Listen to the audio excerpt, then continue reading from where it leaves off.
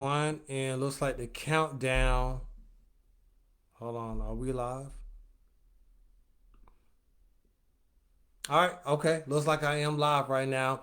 Happy Thursday to everyone watching me, and I want to say I appreciate you for tuning in.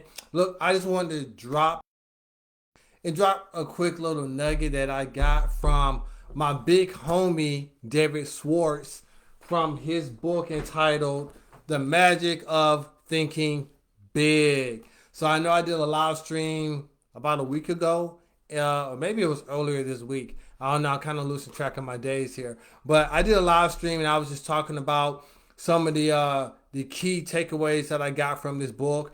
I had this book maybe a few years ago. I got halfway through, and unfortunately, I left it on the airplane. Go figure, right? Anyway, but I was reading this last night before I laid down, and I read something that really resonated with me. I wanted to just hop on a quick live stream and just share what it was that impacted me and had a positive effect, and then I gotta bounce. But what I read was David Schwartz. He's talking about more or less seeing things for how they could be versus seeing things for what they are. And I was on Facebook yesterday, and there was someone that I follow. I cannot remember her name.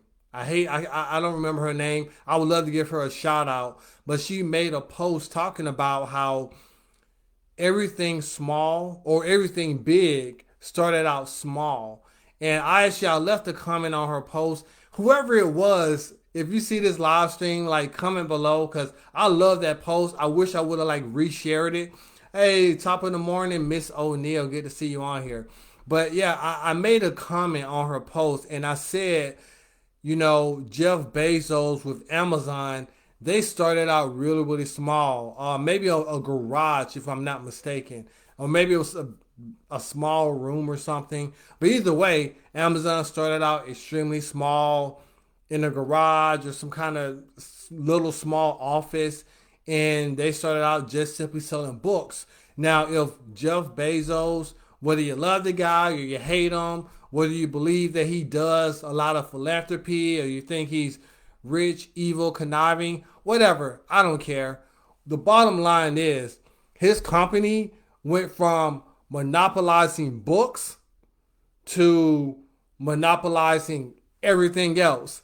And hey, everybody knows about Amazon. People order from it. My mom orders from Amazon. And I mean, hey, look, Amazon has really, really shaped and molded the way that a lot of people do business, the way a lot of people shop, the way a lot of people communicate. And it's made life tremendously a lot more easier, and it's made a lot of things a lot more accessible. Now, if Jeff Bezos would have only saw Amazon, his company, as just merely a bookstore or a book outlet, if you will, well, I mean, hey, it would have been a lot harder for him to push through and make the adjustments and bring on the people into his team that helped transform the company into the behemoth that it is today, right? So that's a great example. And once again, that was a post on Facebook that someone mentioned. But getting back to the magic of thinking big, that's really what I'm here to talk about. Just a key takeaway I got last night. That's really what David Schwartz was writing about in the chapter that I read. It's just seeing things for being bigger and seeing things for what they can become. And I wanted to just add an example, something that personally happened to me when I originally joined the military. I got my Marine Corps flag behind me, but I was in the Marine Corps and I also served in the Army. But I remember when I first joined the Marines, I was going through basic training, and it was very rigorous training for myself because I really wasn't super active back then. And I remember going through training, and we had to negotiate this course. We had to run miles and go and negotiate different obstacles over very uneven terrain. And it was in the hot sun. I never forget Paris Island, hot, humid. I think it was like in the middle of like August or July around this time, right? And it was just ridiculous. So I'm drenched in sweat. I'm dying. We're like 2 or 3 miles into this course. And honestly, I just wanted to give up. I just wanted to say, you know what? This just isn't for me. And I'll never forget, there was this guy, and he was about, I don't know, 100 meters ahead of me. And he looked over his shoulder, saw me kind of like just, dragging my feet through the mud. And he said, hey, let's go. And I'm like, I just kind of threw my hands up. I couldn't even talk. I just threw my hands up. And he said, look, we got to go. We got to complete this course. And, I looked at him. I said, hey, you know what? I don't think this is for me. I wanted to quit because in that moment, I was in a lot of pain. In that moment, I was tired. In that moment, I was sleep deprived. In that moment, I was just sore. I had lactic acid buildup. I just wanted to just be far away. I wanted to be in AC. I wanted to enjoy the instant gratification of air conditioning and sweets and candy and TV and blah, blah, blah, right? And so I was pretty much done. But he said something to me that was so profound, and I never ever forgot it for the duration of my military service or today, as a sales professional, an entrepreneur, a recruiter. He told me that I can do this. And he says, you are a warrior, you are a Marine. Because I hadn't earned my EGA yet. I hadn't graduated officially. But he told me, hey, you got this. You are that guy.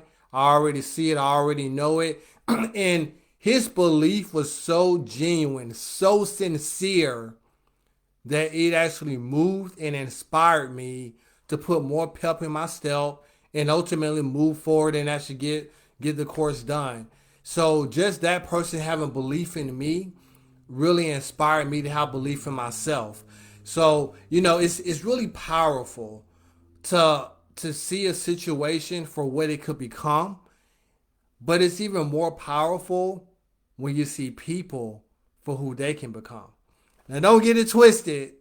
Look, don't be a fool. Like, not everybody. Some people are just beyond repair. It is what it is, right? So don't message me and a week from now and say, well, Joseph, you did a live stream talking about we should see people for, who they could be. And now look, all right, utilize common sense, right? Not everybody is for you, and not everybody is going to be a fit in your life.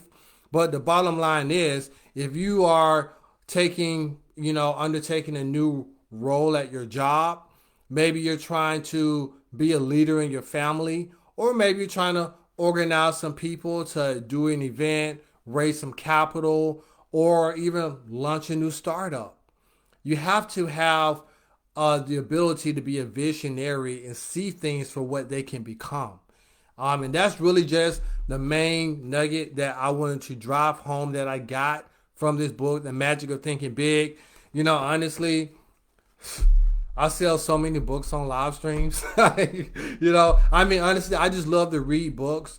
It's just really, really amazing how books can just transform your paradigm. I've always been an avid reader, but when it comes to seeking success and being around more similar-minded people, I feel like it's really important, to read a lot and be conscious of what you put into your mind.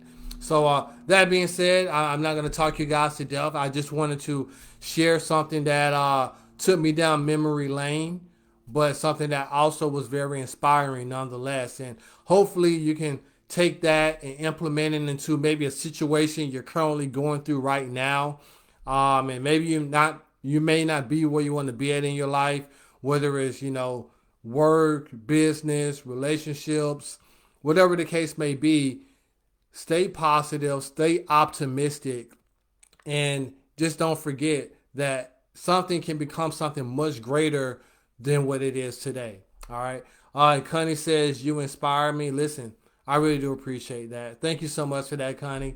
It's really, really important to make an impact. And whenever someone reaches out to me and shoots me a message or shoots me an email and say, hey, man, that live stream that you did last year, that really caught me when I was going through something.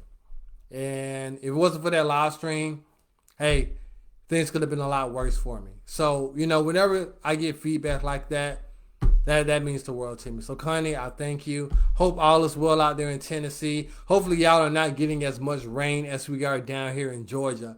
But hey, anyone else that sees this live stream, please like, comment, share. You know the drill. It's weird because I have not, this is just a side note, and now I'm about to end this live stream. But it's really weird because I used to do live streams so much.